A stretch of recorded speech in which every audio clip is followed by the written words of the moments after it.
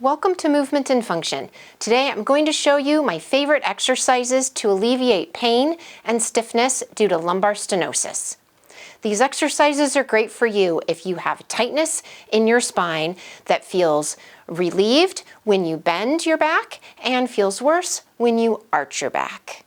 While it's normal to feel some stretching discomfort associated with these exercises, you shouldn't be feeling any increase in pain, especially pinching or sharp shooting or stabbing pain. If you do, please stop these exercises. It's a good indication that these aren't the best exercises for you at this point in time.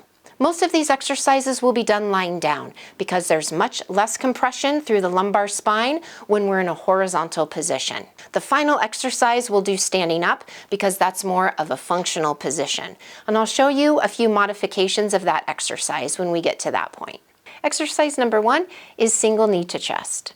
Start with your knees bent, feet and knees about hip distance apart, and feet flat on the surface. Now draw your belly button in toward your spine and bring one knee up towards your chest and give it a hug. Exhale as you press the leg in towards your chest, and you should feel an opening or a rounding of your lumbar spine against the table. Hold for 20 seconds and then bring your foot back down onto the table. Repeat on the other side. Bring your knee into your chest. Exhale and bring your knee as close as you feel comfortable going. Hold for 20 seconds and bring your foot back to the table. Continue alternating left and right side 3 times. Now the progression of this, then the next exercise, is double knee to chest. Bring one knee up to your chest and give it a hug. Now holding that knee there, bring the other knee up and give it a hug. Hold for 20 seconds. And now lower one knee at a time. Bring your foot flat to the surface and then the other foot flat and relax. And then repeat. Bring one knee up to your chest followed by the other knee. Hold for 20 seconds. Now a progression here is to add a little bit of rotation. Just sway the knees side to side slightly. This can be a really nice mini massage of your lumbar spine muscles, your low back muscles against the table. Only go as far as feels comfortable for you.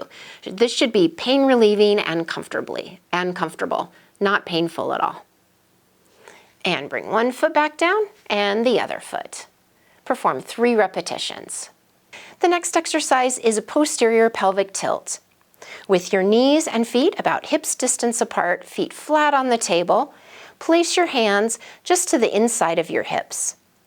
Now pull your belly button in toward your spine and tighten your buttocks in order to round your back down into the table.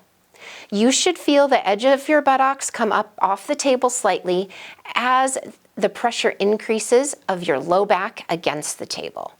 So this should feel like an opening or a lengthening of the lumbar spine, your low back muscles. Your belly should be tight. Your lower abdominal muscles should be firm underneath your fingertips. Hold for 5 to 20 seconds and then relax. Relax your buttocks, relax your abdominals, rest for a moment and start again. Engage your lower abdominals, pull your belly button in toward your spine, engage your buttocks, your gluteal muscles, and press your low back down into the table. Perform 10 repetitions and then rest. Now the next exercise is a hip flexor stretch. We'll bring your feet and your hips closer to the edge of the table. Be sure to keep your shoulders squarely on the table. If you end up too close to the side, you might roll off. So be sure that your shoulders are squarely in the middle of the table, providing good support. All right, draw your belly button in toward your spine and straighten the leg that's closest to the edge of the table and then slide it off the table and let the leg hang. You should be feeling a stretch through the front of the hip. If you're feeling any sharp pinching pain in your lumbar spine, it might be because your back is too arched. If that's the case, bring the leg back up again and try to reset your abdominals. Pull the belly button in toward your spine and try to flatten your back against the table. And then straighten the leg and bring it over the side and let it hang. Hold this position for up to 20 seconds, and then slide the leg back up. Perform 3 repetitions and then switch sides.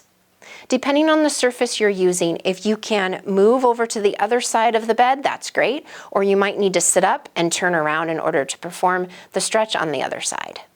A progression of the hip flexor stretch is to bring the opposite knee up to your chest first, then straighten the leg closest to the edge of the table and slide it off, and let it rest.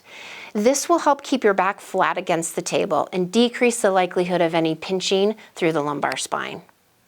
Rest for 5 to 20 seconds, and then slide the leg back up again, bend your knee, then lower the other leg. It's very important if you choose this progression to start and finish the movement with this knee bend in order to keep your back flat and to not overarch your lumbar spine. The final exercise in this series is the standing posterior pelvic tilt with the hip flexor stretch. Now I'll show a few modifications of this exercise, so be sure to play with it and see if you can find a position that works well for you so that you feel a good stretch without any pain in your low back. So I'm going to start on the side here.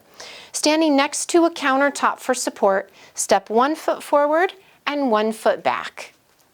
Keep the steps small to start with and keep your feet wide apart so you have a good base of support. Place one hand on your hip and tip your pelvis backward by drawing your belly button in toward your spine, tightening your buttocks, and tipping your pelvis back. You should feel your pelvis roll under, and you should feel a stretch in the front of the right hip. If this position is painful for you, keep trying to tip your pelvis back and see if you can find the angle that works for you. You might also need to take a smaller step to start with. Once you find the position that feels comfortable for your low back and you feel a stretch in the front of the hip, then hold for anywhere from 5 to 20 seconds. Then rest and switch legs. Repeat 3 times on each leg. You might find that there's a difference side by side, meaning that you can perform the stretch on one side more comfortably than the other. That's fairly normal. Just take note of that. Do your best to find the position where you feel a stretch in the front of the hip without pain in your low back. Practicing the stretch day by day, you'll likely feel that your flexibility improves and your pain will continue to decrease. I hope you find these exercises helpful to alleviate pain and discomfort associated with lumbar stenosis. If you like this video, please consider subscribing to my channel, and it's always great to see a thumbs up. If you have any questions or comments, please leave them down below, and I'll get back to you as soon as I'm able. Here's to your healing, health, and happiness. Have a fantastic day.